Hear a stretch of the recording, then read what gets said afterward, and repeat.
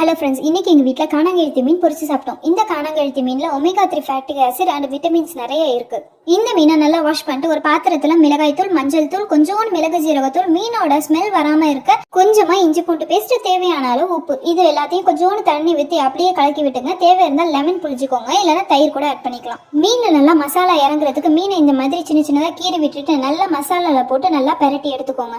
இந்த காணாங்கழுத்தி மீன் யாரெல்லாம் சாப்பிட்ருக்கீங்கன்னு கமெண்ட் செக்ஷனில் கமெண்ட் பண்ணுங்க. உங்களுக்கு இந்த காணாங்கழுத்தி மீன் பிடிக்கும்னா ரெட் ஹார்ட்டை கமெண்ட் பண்ணுங்க. இதை நல்லா மூடி போட்டு செட் ஆக விட்டுட்டு நான் ஆனங்காய்ச்ச போயிட்டேன். ஆனங்காய்ச்சிட்டு வந்தோடனே ஒரு பேன்ல தேவையான அளவு கொஞ்சமா எண்ணெய் ஊற்றிக்கோங்க.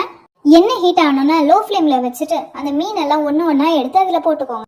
எப்போதுமே மீனை இது மாதிரி கம்மியாக எண்ணெய் ஊற்றி தான் நாங்கள் ஃப்ரை பண்ணி சாப்பிடுவோம். நிறைய எண்ணெயில் அப்படியே உள்ளக்க போட்டு பொரிச்சு சாப்பிட மாட்டோம். மீனை பொத்தினாப்புல இப்படி ஒரு பரட்டு அப்படி ஒரு பரட்டு நல்லா பரட்டி ஃப்ரை பண்ணி அப்படியே எடுத்துட்டு போய் பிளேட்ல வச்சு சர்வ் பண்ணுங்க. சூப்பரான காணாங்கழுத்தி ஃபிஷ் ஃப்ரை ரெடி ஆயிடுச்சு. இந்த வீடியோக்கு லைக் பண்ணி கமெண்ட் பண்ணுங்க. தேங்க்யூ.